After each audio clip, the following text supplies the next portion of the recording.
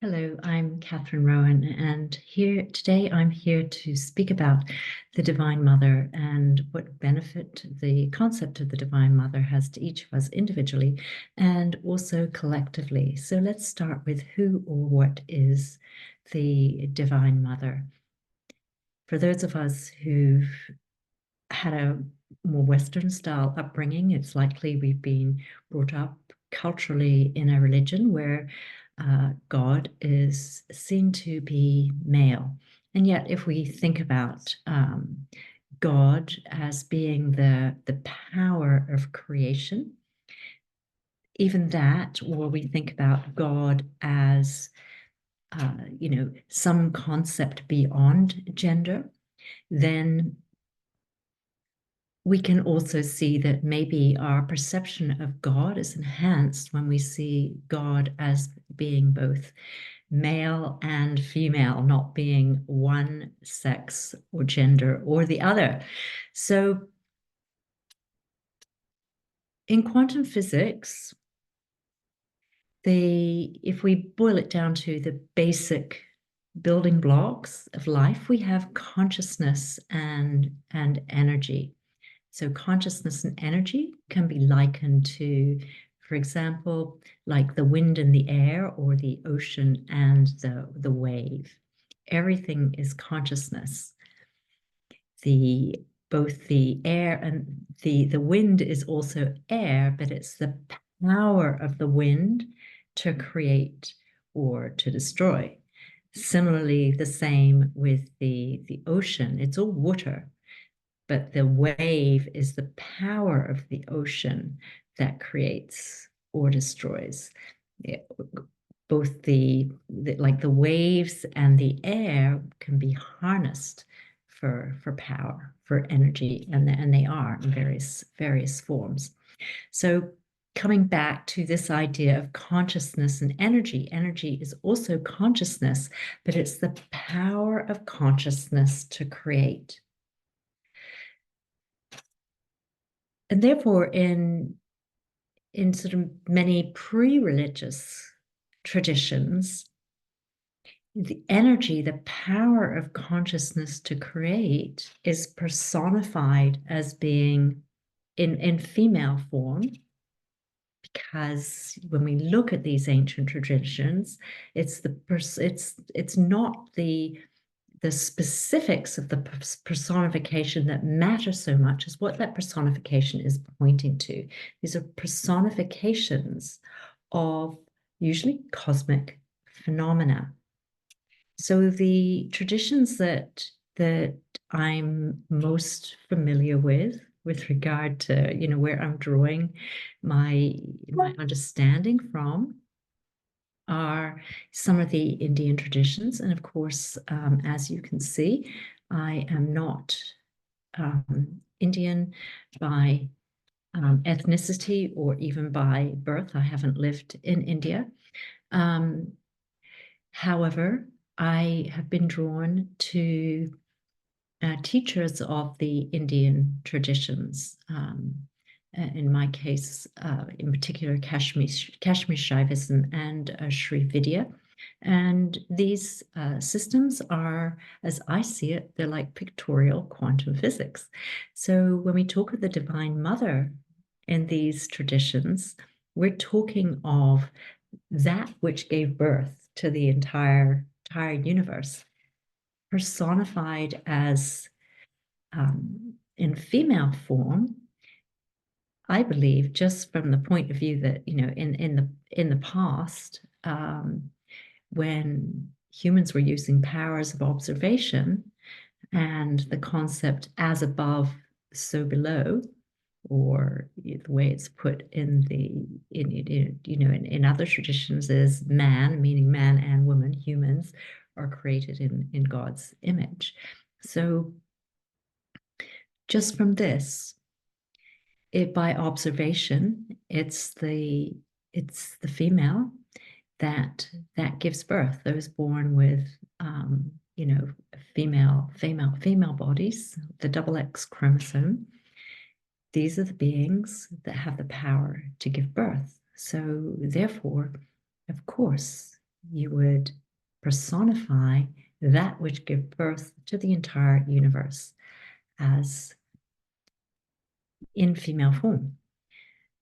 So consciousness, the oneness, undifferentiated energy, the power that creates the many forms. So when we're living in this world, the so-called real world, in form, with all the multitude of forms around us, the multitude of human beings, looking different from wherever they originate all over the world, different facial features, different skin tones. We're all very, very, we're different in our appearance. And the same is true for the plants and the animals, all very different according to what part of the world they come from, all adapted to the climatic conditions. And so we have this multitude of forms. So why I'm saying this is, from the oneness, you get the many, right? So therefore, we have many, many different depictions of what we might call the Divine Mother the world over. All the different depictions, of course, have cultural overlay. Different cultures see this concept of the Divine Mother differently, and all her functions differently. So all the different many representations of the Divine Mother can all point back to the one that created the entire cosmos, who was never separated from consciousness anyway, often depicted as masculine. It's like, no, they're both together. We're just talking about what is the power of that. What is the power of that? What is the power of that to go from one to many? So why is it important? Well, one reason why it's important to have this concept of the divine feminine, to restore our understanding of the divine feminine, is that all of the traditions that have positioned God or the creative force to be male are those that have repressed the feminine aspect in both men and women, and along with it, have repressed women and made women subordinate. And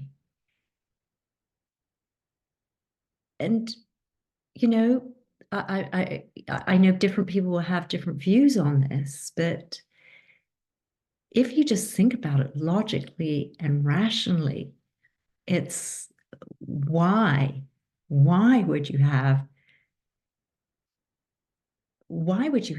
this idea of one sex being subordinate to the other? It seems clear that both are needed.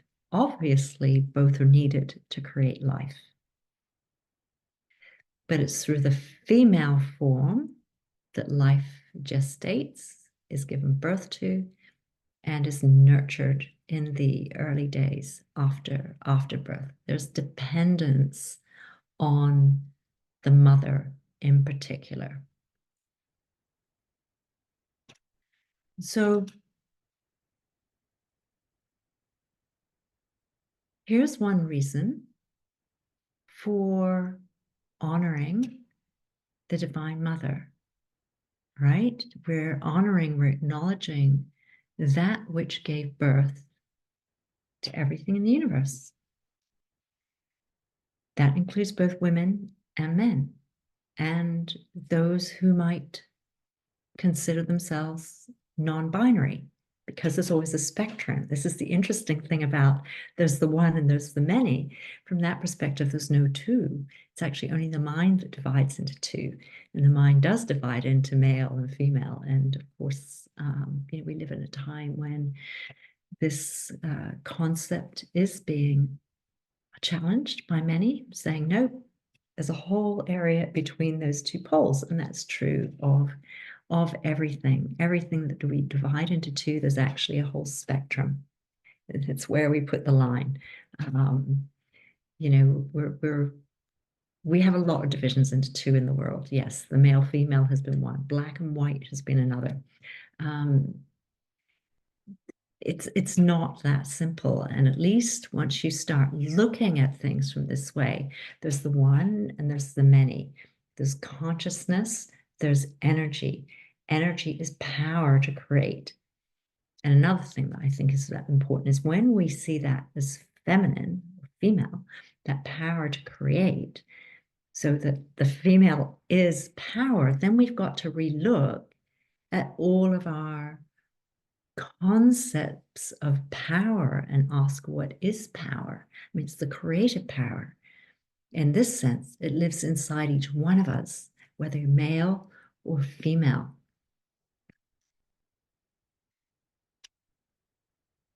Another aspect of the Divine Mother, the Divine Feminine, I want to mention is this idea that it is the energy of awakening. So not only are we talking about the energy that births the universe, that gives women and men the power to create, whether that's creating a new life form as a human baby, or whether it's the creation of, what comes from our creativity, our work, our ideas, we're creating all the time, right? It's also, the Divine Mother is also seen as the energy of awakening. And there it's often been called the Kundalini energy. And in myth, the Kundalini energy is like a serpent that lives at the base of the spine. And when this energy is awakened, it travels upwards. And in the process, it is transforming. It's transforming a body. Again, whether male or female, it's a transforming power, a transforming energy.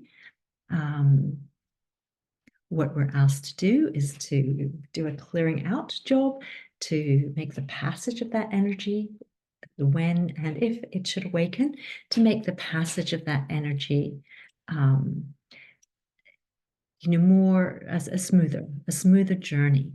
And what we mean by clearing out is the clearing out of our conditioned imprints, our obstructions. I've talked about this in other videos connected to the emotional transformation work that I do, connected to helping people to decondition, to dissolve their reactive patterns, their limiting beliefs, all of the things that are coverings over your true nature, your authenticity, your power to create via your connection to the creative power itself, the Divine Mother.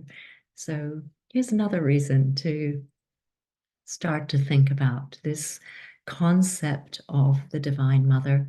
And a last one that I just wanted to put forward in this short video is, once you have a connection to the concept of the Divine Mother in whatever form, appeals to you. As I say, I've learned a lot through the Indian traditions, but for you, it could be a different tradition.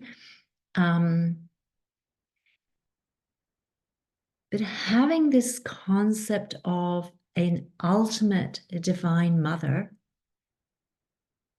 who or which contains, or contains isn't the right word, but who is the divine qualities, the wisdom qualities, which I've also probably spoken about in previous teachings. beauty, bliss, truth, equanimity, clarity, all of these energies, these wisdoms, because they're energies, emotion is energy, emotion, they come within the branch of the feminine. So in the videos which I produce, I generally have spoken about Kali and practices which come within the realm of Kali, which are tantric psychology practices about transforming the emotions, about removing layers of conditioning, so-called imprints, wounded imprints, karmic imprints, they might sometimes be referred to. Once we have this concept of a divine mother, we can excuse the imperfections of our human mothers. Once we have a connection with the divine mother, we can excuse some of the imperfections of our human mothers. I'm very aware that I think, there's a lot, certainly in therapeutic presentations where, those of us who go on a therapeutic journey, which I have, look at our relationships with our parents and the patterns that we've inherited from them, and look at the transformation of those and how we've been limited by those. This is good work. But where we see ourselves as an ongoing victim of those and put the parents in the position of the violators, which they may have been, but to hold on to that position long term is not so helpful. And one of the things that can really help that is a relationship with the Divine Mother. We can stop trying to make our parents into something that they weren't or never will be. We can have the better relationship with the Divine Mother. We can have from her the unconditional love, the qualities that we all would have wanted. We can model ourselves on her qualities. So I hope that makes sense. I hope I've given a clear enough introduction to the Divine Mother that you can understand why I consider it important, and I hope it's helpful to you. I have been recording a whole series of meditations. Quite a number of them relate to the Divine Mother in the form of Kali.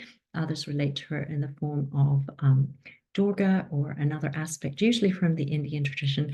But I do like to explain these in Western terms. And as I said at the beginning, for me, it's like a pictorial quantum physics. And through this tradition that I use, we have a more complete example because we have practices.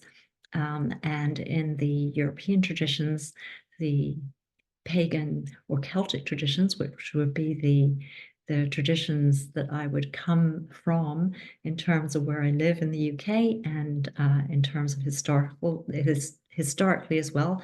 I am, as far back as I can trace, on both sides of my family, we are from the United Kingdom, from Europe. So my traditions, my traditions would be, original Celtic or paganism. And we have goddesses, but we no longer have the depth of the practices, or I think the way to understand it as a cosmology that I have learned from the Indian tradition. So again, I hope something there was helpful to you, and I'd love to hear your questions. Lots of love, and bye for now.